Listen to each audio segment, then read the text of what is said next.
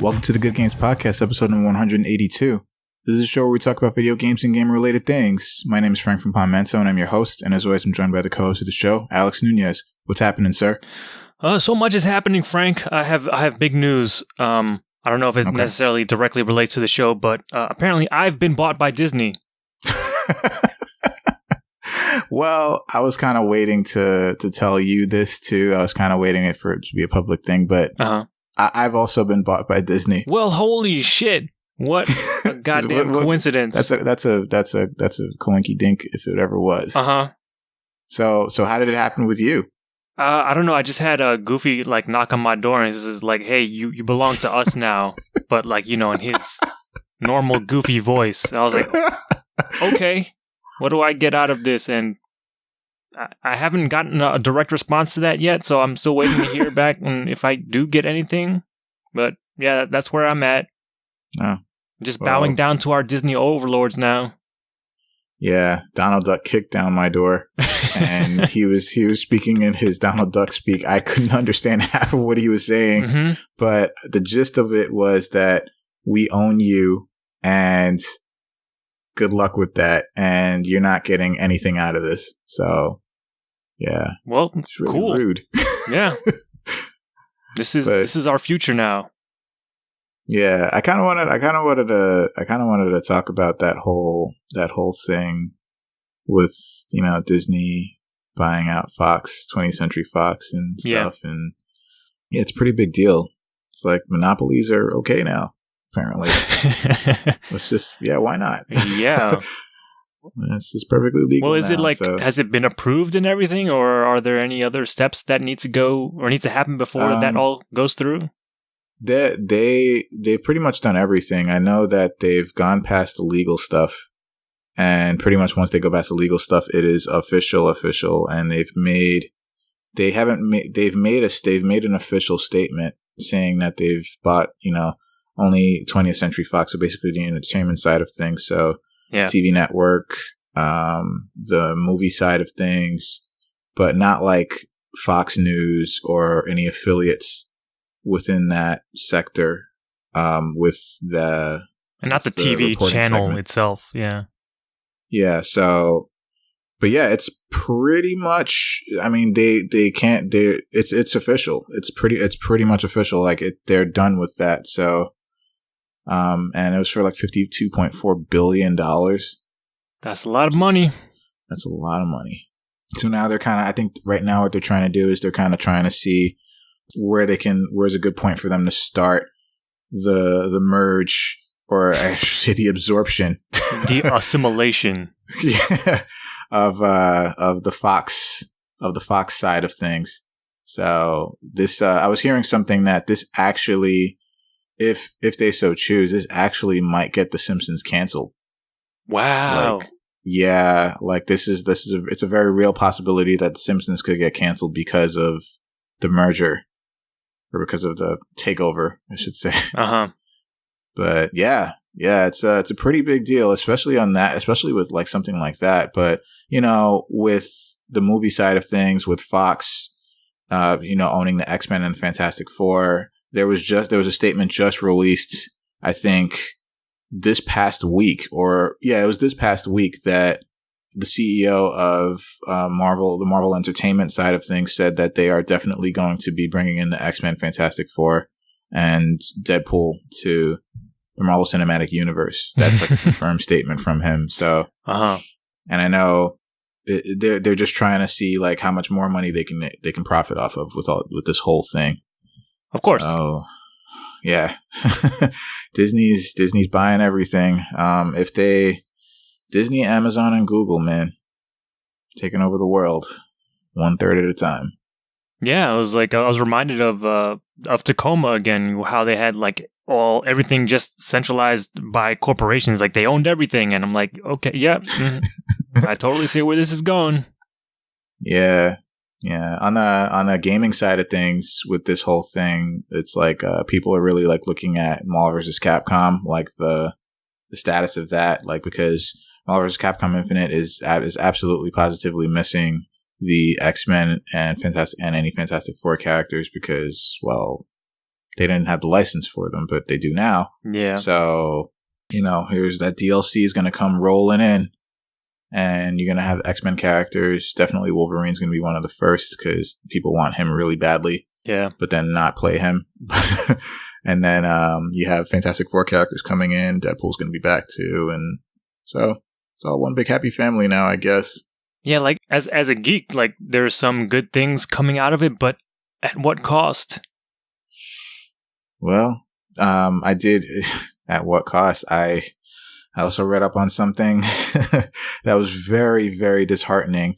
But maybe not to such a horrible degree. But I heard that like about 1,000 employees lost their jobs. Jesus. Working for Fox, saying basically like that sector of the entertainment side of things was just, it was just time. Like it was just natural for it to happen that way. And there were people on the inside that were working on the inside saying like it needed to happen in that fashion because that was just like they're basically saying like Fox was just a bunch of the people that are in Fox, the people that approve things in Fox, that they are just like it's just basically an anti-brain trust, and they just go through TV shows, they go through pitches, and all of this great stuff gets rejected.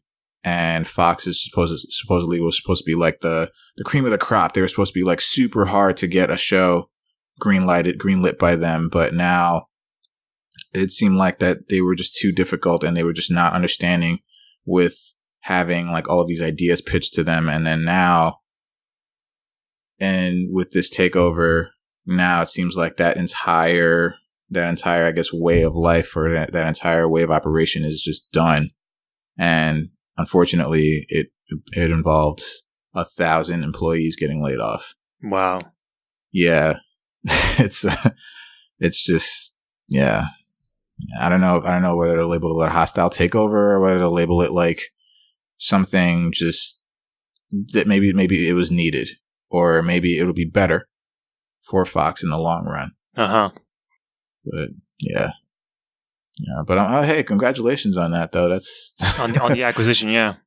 Yeah, that's good. It's good. I don't know, man. I feel like this world is going kind of crazy. Let's not get into the net neutrality business of things, because good God, it's another discussion for another time. Yep. But we are gonna get back to things on this show. Let's start the show with what we've been playing, and you're up first. So what you got for us, man? I've been playing sort of again like old standbys, because I don't know, just the past few months doesn't feel like a lot of it has been coming out, but nothing like super exciting. Mm-hmm. Just kind of weird for like a fall of, especially this year, where a lot of games have been like super fucking good. Yeah. But one of the things I went back to, of course, is Overwatch, because they just started their holiday thing, their winter, I forget what the hell they call it, their winter event. And I don't know, I wasn't like super excited to go back, but I don't know, I just felt like I had to, because more cosmetic stuffs, and I kind of gotta collect them because there's something inside of me. But I got pretty lucky, because the first or second maybe loot box that I got the Orisa emote, where she opens a present and it's a little puppy dog, and then she plays with the puppy dog for like, endless cycles, and it's the most adorable goddamn thing in the fucking game. So I was very happy I got that. But yeah, like skins wise, I don't know, nothing is really grabbing me. I'm like, I don't feel the need to grind so much. So I'm gonna keep at it. But I did check out the new kind of gameplay mode that they threw in there for this event, and it's I guess it's better than what they had last year, which was just I think it was like 6-on-6 maze, like a snowball fight, which is like, that's all right. But this year they put in a 1 versus 5 mode, where one person is Winston as a Yeti, and then there are 5 maze trying to take down Winston. Oh, wow. It's pretty fun. Winston has a whole lot of health, and he has a thing where there's like holograms of meat all over the map. And if he gets a certain amount of those meet holograms. He becomes all super enraged. He basically gets his ult, and then he can smack around the maze and shit, and it's pretty cool. It's sort of like a Pac-Man in a way, where he gets all the power pellets, and then he's all like, oh shit, the maze are all scared, and they have to run away, because it's, oh my god. That's pretty cool. But yeah, it seems like it's hard for the maze to win, because Winston is pretty good at, keeping himself away, because he can like jump away from the maze, and the maze don't have a lot of mobility options, although they can, try and wall him in. But he's got, he can just almost all the time just jump out of the way anyway. So I forget what the win conditions are for Winston. I think it's just you have to wait or win. I don't know if there's a time limit, but I know if you kill enough maze, that will end the game, and Winston will win. And then the maze basically just have to kill Winston. But it's very hard because he has a shit ton of health, and I think May's ultimate is replaced by something else. I think it's like a trap that you can lay down on the floor instead of the blizzard thing that she does. Mm-hmm. But overall, it's still, I think, a big improvement over last year's winter mode, which was just the little snowball fight, and that was it. But yeah, this seems a lot more fun. But other than that, skin wise, I'm not like super crazy about a lot of the ones that they put on there, but I'm gonna try to get some of the old ones, because I want to get that last year's Lucio one. He's like a little elf man. It's pretty cool. Other than that, now that I've kind of expunged Destiny from my life, at least for a time, I filled that Destiny void with Hitman, it seems. Okay. Because every time I'm like, I got some free time, I'm like, what should I play? My mouse cursor is always going to Hitman. I'm like, okay, let's do this. This is a lot of fun. But yeah, I've been doing a lot of that, and I finally got my level 20 mastery on the second map. So now I can finally move on to the third map. I'm slowly but surely making progress in this game, but it is it's kind of incredible how much fun I'm still having with this game, given these small amounts of time that I've played with it over the past year. It's still so good. I love Hitman. Can I comment on Hitman? Sure. I actually got my hands on Hitman, and I played the first level, or at least I just did the tutorial, I guess you could say. Oh, right. With the first level. Man, Hitman is pretty fucking good, man. Hitman is mad fun. Yeah. It's I really enjoyed the amount of ways you can approach the end game, the mission. Mm-hmm. You can straight up just disguise yourself as different people that are working on the boat, and then make your way up to the target and eliminate the target. You can poison the target. You can lead the target to a certain place. You can intercept the contact person and disguise yourself as that person and eliminate the target that way. It's just wow, I like I like the amounts of, and they basically just say use the missions they give you as a guide. You can pretty much do however you want. Yeah. You can kill however you want to kill. You don't have to follow the mission parameters, but I just like the ideas that they give you to kind of spur creative ways. So that's a hell of a steal with them giving away the first level for free, because I'm that's a game in itself. It is it actually is, because that's, for the longest time, that's all I played of that game. Just that one level, and just the first level. all the challenges that is included in that one level. It's like a fucking just giant Rube Goldberg machine, and you as a player can kind of either insert yourself in parts of the machine and change the way those systems work, or just be a trigger, just be a catalyst and let things happen. I see that for sure. I haven't moved on to any of the other levels. I got the Game of the Year edition, and I haven't moved on to any of the other levels, but I'm just I'm just gonna hang out here for a while and see what's going on. And no, this is pretty good. This is really good. I enjoy it. I enjoy it a lot. I spent a few hours just kind of messing around and doing all these different things. And I'm this is interesting. So I can see the appeal. And is that all just on the boat level? Just the boat level, yep. Okay. Because there's actually 2 tutorial levels that are kind of like, they are built like sets like the one that you're on right now. Oh, really? Yeah. Okay. Well, I was just on the boat level. And those are tiny in comparison to the actual levels, because the actual levels are fucking huge. So goddamn huge. You can't tell me that. Yes. It sounds intimidating, because I'm not intimidated by the size of the boat level, but I'm like already exploring. And it's just like, wow, there's so many things I can do. I can like just interact with people. I can listen in on these conversations. You can't go through certain areas as certain people. So you gotta like, subdue a target and disguise yourself as that target and see if that works. It's just like, yeah, this is, I definitely see the appeal. Yeah. This is it's like a sinkhole. It's going to suck all of your time away. It can. It surely can. Yeah.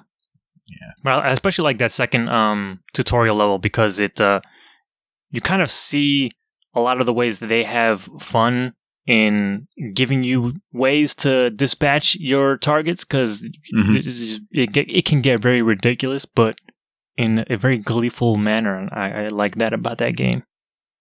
Very cool. Yeah, man. Also, you got to get up to speed, so maybe you can get an elusive target or two.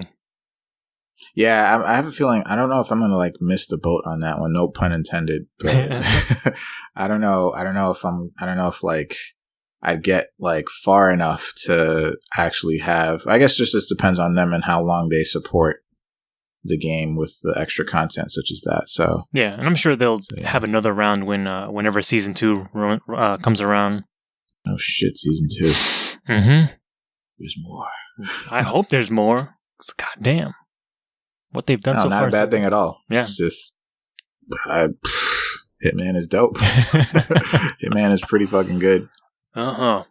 But besides that, I've also delved back into Formula Fusion, which is a game I talked about a while back when it was still in early access. But I can't remember when, but it's been at least a couple months since it actually launched. Like, it had a 1.0 release a few weeks back, if that. Mm-hmm.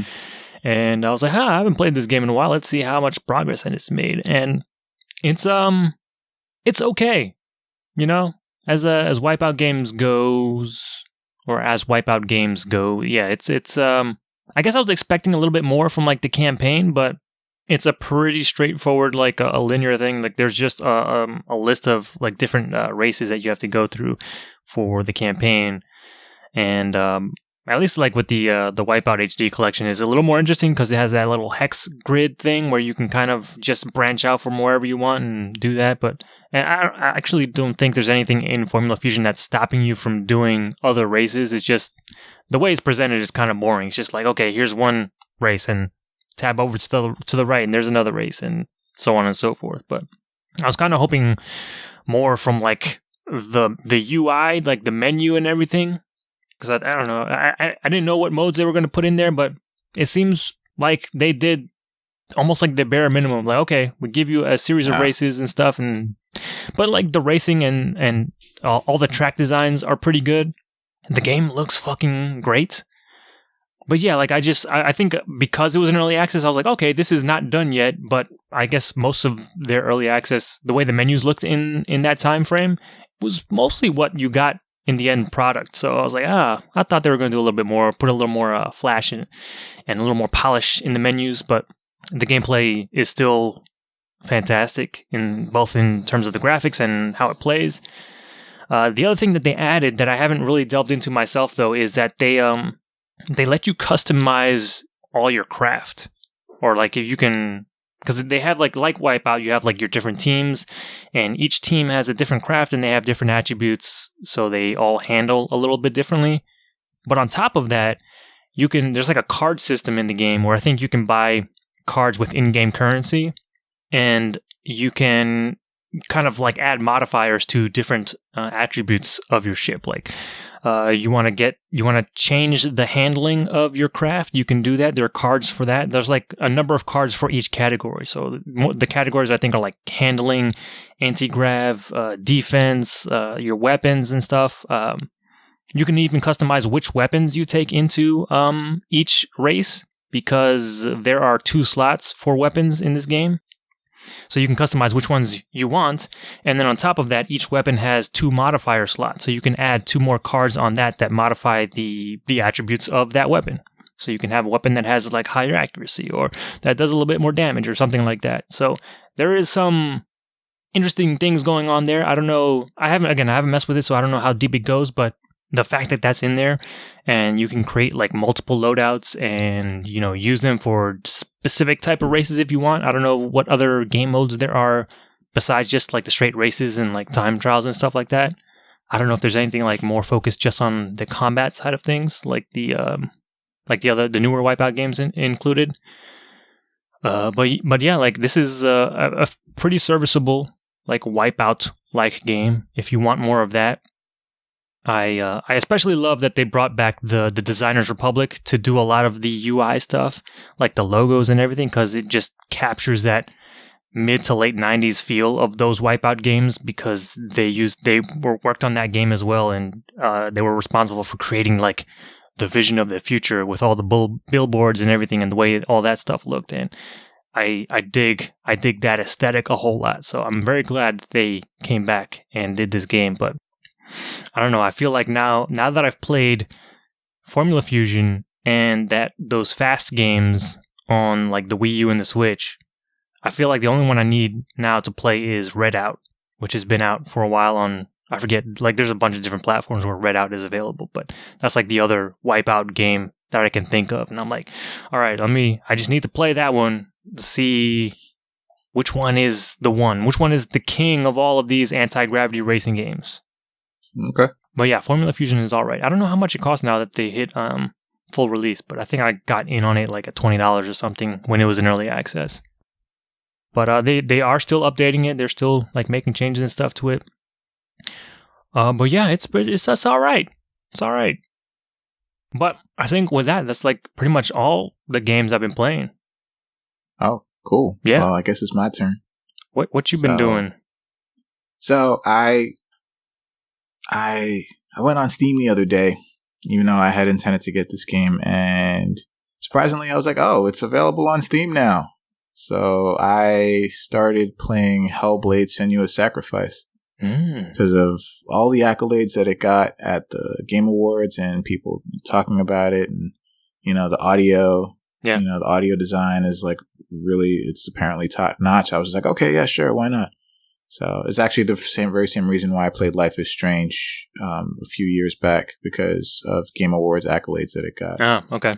So I guess the Game Awards did its job in that, right?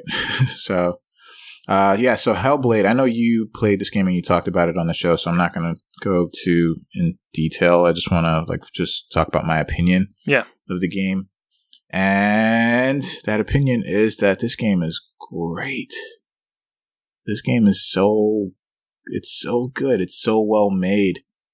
I'm like, this is like not that I minded DMC, but it's such a hard swing from the type of game that DMC was. Oh, yeah. Mm-hmm. And I was just like, whoa, I didn't think like this is the same studio that made that game, and the game before it was at Blood Rain, I think. Blood Rain? There was another game that was that was like Blood Rain that they did before DMC. But the only other games I know of that they did were Enslaved, Odyssey to the West. I think that it might have been Enslaved. Yeah. Because Enslaved was another character action game, right? Yeah.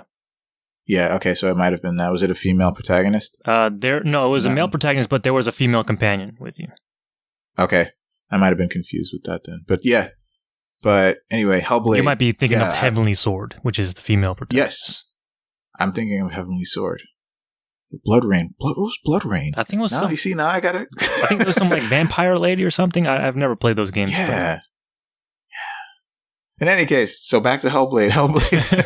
So Hellblade, so in my experience, the game said, oh, you better play this game with headphones. And I'm like, all right, got you covered. So that's the only way I play games on my PC anyway. So yeah, I was also actually doing this as a test to see if my PC could handle it. And it's doing it no problem at all. Okay. So everything's on Ultra. and VSync is on, and I'm like, okay, cool. Nice. Sure. So I really love the audio design of this game because it's like there are voices in your head that are talking to you while you're playing the game, and they're coming from all different channels. It seems like the voices are coming from different places. Some are louder than others, softer than others, but you can hear everything. And the thing that I really appreciate the most about this game is the way that it deals with that. This is like a very real thing that people go through, and the way it deals with how it kind of portrays the disorder, in that fashion. And I'm like, wow, this is really amazing. And I really enjoy the game for that, for actually trying to be as accurate as possible with portraying psychosis. And this is one of like, to me, it's like more of an experience than anything that I'm like, wow, I feel like in a weird way, I feel like I have the disorder, but I don't because, I would know, but they give fair warning. Like this is a very real thing. And if you some people might have trouble with it. So, but this is a very, very accurate and a very real, it seems, portrayal of what someone with this disorder will go through on a daily basis. But another thing that I appreciate most about this game is the story behind it. Like, they kind of like throw you in there and they say, they tell you exactly what's going to happen to you at the end of the game, but you're going to go on this journey anyway, and you're going to find out how you get to that point. And yeah, I really like, because there are so many things to me that are driving you forward. And I'm all in with this game. I have yet to finish it, but yeah, I'm all in with this game. I feel like this game is this game's definitely a winner. All right. So, how are you liking the combat so far? So the combat's a little simple. Yeah. I know that that was definitely a more of a complaint from a lot of people that have played the game or reviewed the game. Yeah. That they're saying the combat's like really easy and simple. I'm not sure if it gets any more difficult, other than, throwing more than one type of enemy at you at the same time. I believe I've heard the game like employs something. They employ like some level of like difficulty scaling based on your skill on it. So like if you're not as good with the game, then maybe the enemies will be easier. But I found it like pretty challenging at points. Yeah. Okay. Because I do know that there's a setting that you can set the combat difficulty at any time, and there's like an auto setting. So I think the auto setting is the one that's like it sees your skill and then it kind of just throws certain enemies. Like if you can parry an enemy successfully every time, they're gonna start throwing like more enemies at you at once and stuff like that. So that I've definitely seen. But I know you can like set the difficulty setting to like a hard, easy, or normal or hard mode. So I didn't even notice that. Yeah, but yeah, this is Melissa Juergens did such a fantastic job with the mocap and the voices, and yeah, it's great. It's a really well done game. It's a really well made game so far, as from what I've played, and I'm really enjoying this. Yeah, even the other voice actors that are in there they also do an amazing job. Yeah. Yeah. It's good stuff, man. Like, and again, it's so story driven, and I like it. Like, I like that it's more story driven and very linear. But at the same time, that story, I just want to know more. I want to see the end result. So, yeah. And I remember you were saying that this game isn't very long. No, I think it took me like 8 hours or so. Okay. So, maybe a little less, but yeah. Okay. So yeah, I'm all in it. I'm all in it for this journey, and I'm not gonna embellish on all of the other stuff because it's been done before. You talked about it, but graphics are great. The music is very ambient. It creates a nice atmosphere, but there's not a whole lot of it. Yeah. And yeah, it's just you. It's just you and the voices most of the time. Pretty much, yeah. with some combat sprinkled in there. So yeah, there's one boss battle that kind of sticks out as just being a pretty good moment in that game. Okay. There's some good stuff I think up ahead. I guess how many bosses have you done so far? I've done just one. Okay. Just one. So yeah. It's a good game. And there's not much more I can say about it. It's a great game. I'm not going to say just good, but it's a great game. But there's not much more I can say about it at this point. I will definitely continue the journey, and we'll see what happens. Yeah, hopefully if you haven't already, there is I'm sure you've seen it already, but there's a documentary in the game menu that you can access. That's worth checking out once you finish the game. Okay. Just is it like the making of, or is it just like okay, cool.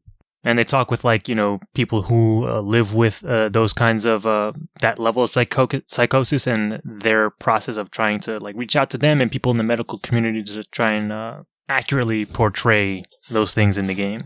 And shows how active they were in getting feedback from those people to make sure that they got it right. That's very cool. Yeah.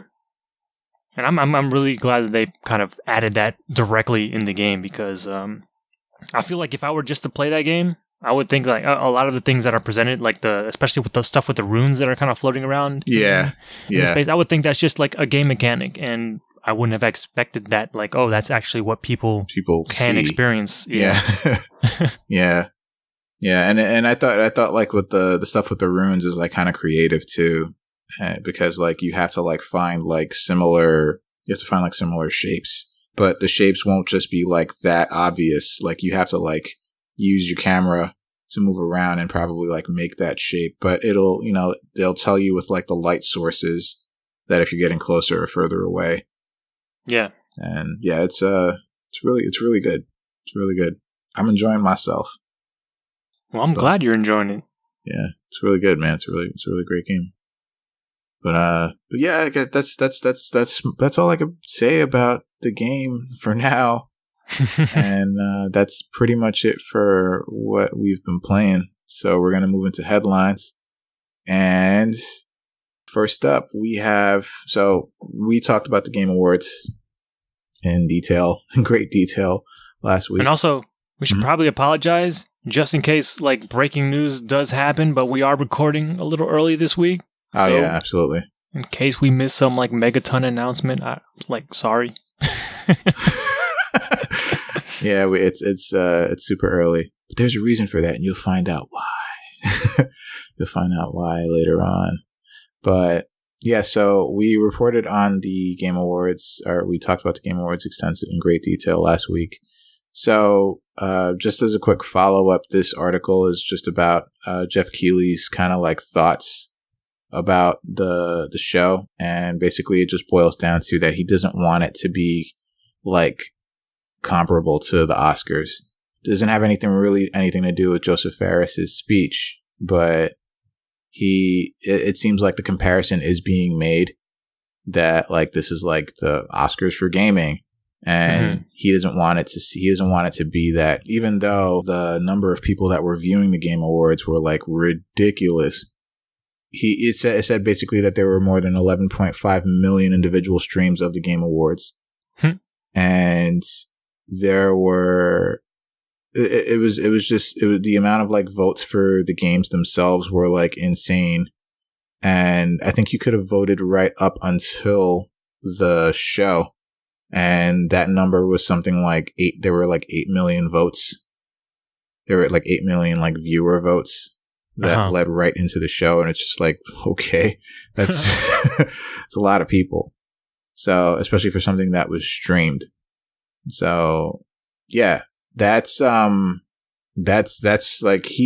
even though he said that the number of people that were streaming the Game Awards were just astronomical, and he never thought it would hit that high number, he still wants it to kind of be a show, made for gamers and not for, the corporate companies that kind of like to control things once people start getting on the map and stuff like that.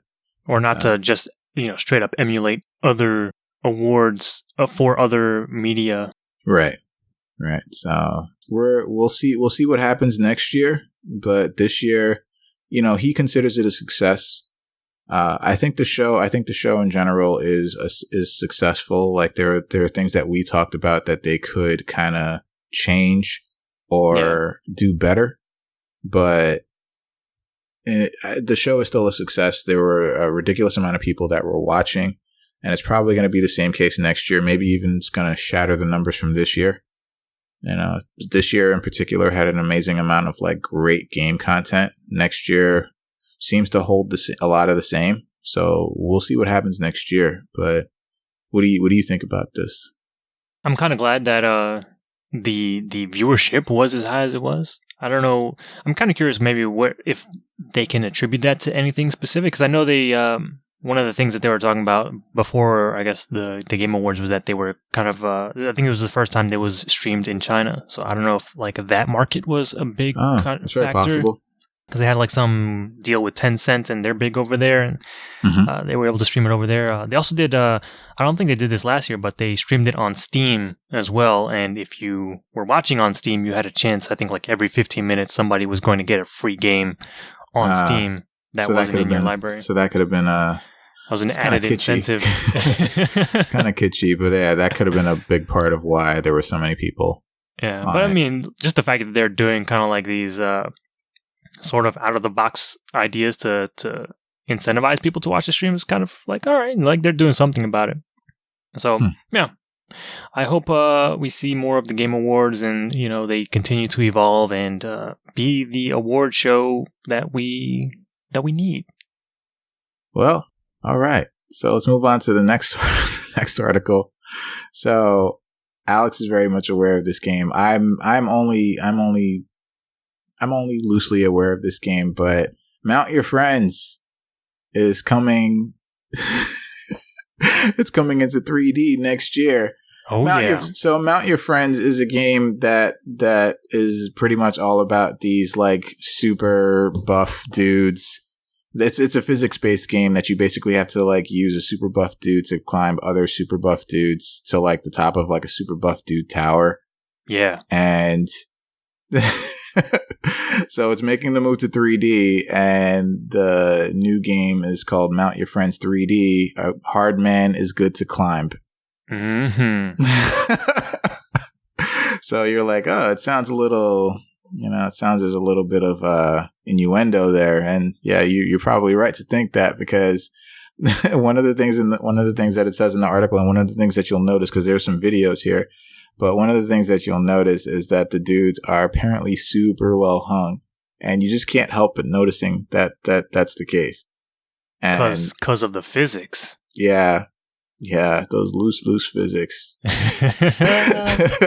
So it's so ridiculous. It's so ridiculous. You just have to watch the videos for yourself. But oh my god, I'm kind of interested. I have to admit, I'm kind of interested. I don't know. I believe you are very interested in this.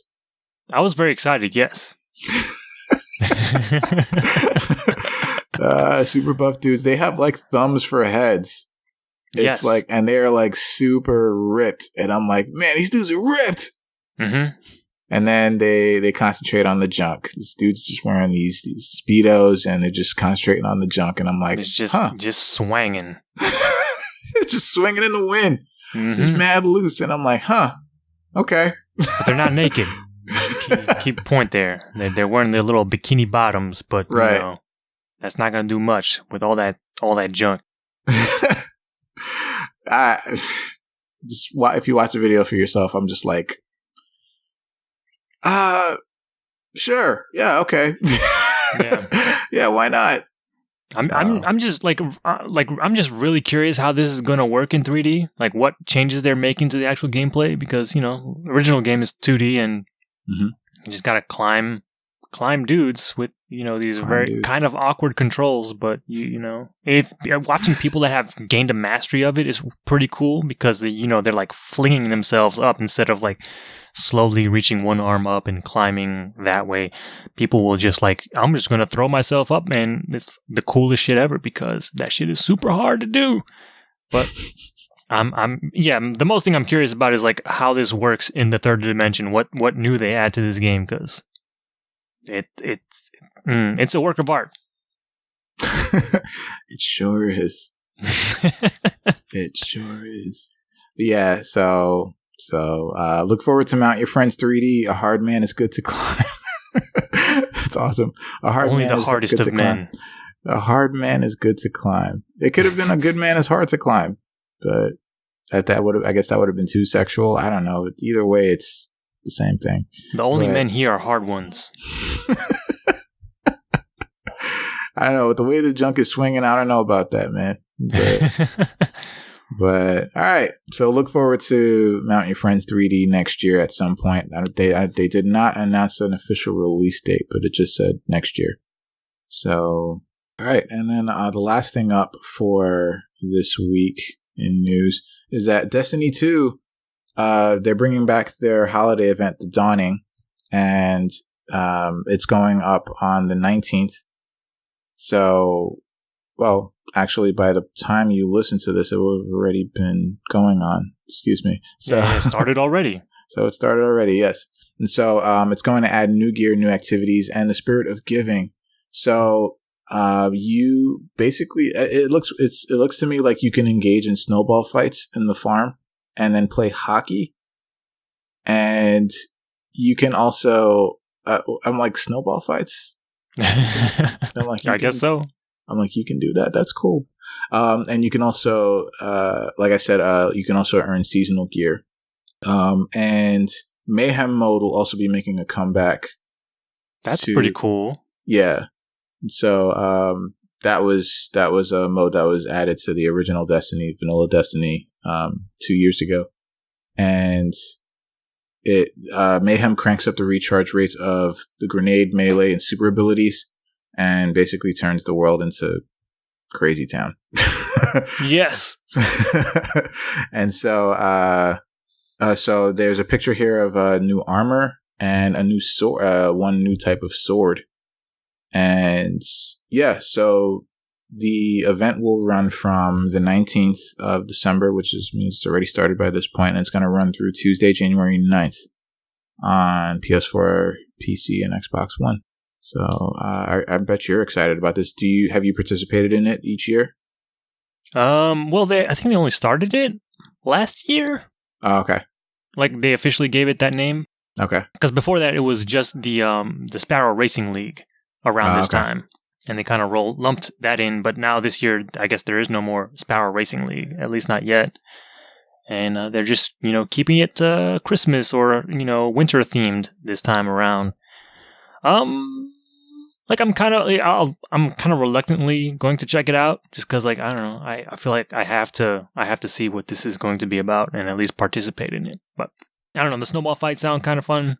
The hockey stuff, they're probably just replacing the existing soccer fields that are in the social spaces with a big ass hockey puck. Yeah, they said the hockey puck's super oversized, so it's very possible. Yeah, so I assume it's just them repurposing those soccer fields. Yeah. But yeah, they also mentioned that you can, I guess, throw a big ass snowball at strike bosses and stuff. So that might be fun just to mess around with that. But I think the fact that they're bringing back Mayhem for PvP is pretty cool because PvP has been kind of, I don't know, a little bland lately. They're just with the basic ass modes, and there's still no Rumble in Destiny 2 PvP, which is basically just their free for all mode, everybody against everybody. But Mayhem is great because part of the big deal or the big draw for Destiny is all the fucking abilities that you have, all the supers and shit. And aside from the shooting, the thing that makes it special is all those crazy abilities. And letting you loose with those abilities against other players is a whole lot of fun because Mayhem in Destiny 1 was always a good time, even though you were dying every 5 seconds. Say Crazy Town. It is Crazy Town. But I think as we saw last week with the whole Prometheus lens fucking thing where they turned the Crucible into fucking laser tag or death by laser in fucking 2 seconds or whatever, I think they're starting to embrace the craziness of their game finally again. So I don't know. Yeah, I'll probably have more things to say about it in the new year once I've played some of it, but I don't know. Hopefully we're getting better with Destiny, because it's kind of been like whatever. All right. Well, yeah, we got about 3 weeks to experience this whole thing. So yup. So yeah, hopefully it's good this year, and they'll bring it back next year. Be the dawning, the sequel, or something. But cool. And that is actually gonna about do it for headlines this week. And we are going to move into new and upcoming releases and some good stuff. So Alex is gonna go ahead and take us through that. So go ahead. Yeah, so for this week, the week of December 19th, we've got a few things coming out. First of which is PlayerUnknown's Battlegrounds is hitting 1.0 on the PC. So it is finally out. It's about time. At least it did it in less than a year, so that's pretty good. Yeah. Also out this week is Life is Strange Before the Storm Episode 3 for the PlayStation 4, Xbox One, and PC. It's about time for that too. God damn it. I mean, it took so long I broke my promise. But well, you still haven't played the second episode, I believe, so not yet. I mean, you're pretty much on track anyway. Yeah, I will be playing episode 2 promptly. Nice. Well, actually, by this point, I might have already played it. Also out this week is Accounting Plus, announced at the Game Awards, is now out for PlayStation VR. Brawl Out is out for the Switch. Crawl, which I adore, is out for now for Switch. Defunct is available now for PlayStation 4 and Xbox One. Dragon Fang Z, The Rose and Dungeon of Time is out for the Switch. Bridge Constructor Portal is out now for the PC. That is based on the Portal universe with GLaDOS and, all those kind of cool Valve things. So if you miss your girl GLaDOS, check her out and build some bridges and shit. Blossom Tales, The Sleeping King is out for Switch. Max, The Curse of Brotherhood is also available for Switch. Frederick, The Resurrection of Music for the Switch. I don't know if I agree with this name change, but Mom Hid My Game, ! Is now available for Switch and 3DS. Well, I don't know why they localized that. Hidden My Game by Mom is a much better name. Yes. But also grammatically questionable. It's artistic license, is how I see it. It could be, yeah. But that's a silly game if you want to check that out. We've also got this week Puzzle Box Maker for the Switch. The Deer God for the Switch. That's deer as the animal. 2 E's. The Next Penelope is out now for the Switch, as is Tiny Metal for the PlayStation 4, Switch, and PC. And finally, Tiny Troopers Joint Ops XL for the Switch. We've also got a pair of Friday releases this week, so you can look forward to Heart and Slash for the Switch, and Tactical Mind also for the Switch. Man, Switch is getting all the fucking games this week. What's going on? Yeah, man. People are paying attention. Mm-hmm. And we've also got a couple of betas and freebies and stuff this weekend. Once again, Monster Hunter World is having a beta. This time, it's an open beta, so you don't need to have PlayStation Plus. It's going to be completely open to all PlayStation 4 owners. You can preload the game now, and you can play it from December 22nd. That's starting at 9 a.m. Pacific, and that will run all the way to December 26th, 9 a.m. Pacific time. So it's a little longer than a weekend. It's about like 4 days or so that you can enjoy some more Monster Hunter World. But yeah, it's good that they're kind of opening it up to everybody. Even for the multiplayer stuff, you do not need PlayStation Plus to mess around with that stuff this weekend. And also for a freebie this week, as Frank mentioned earlier, Hitman, the first level, the Paris level, is available for free.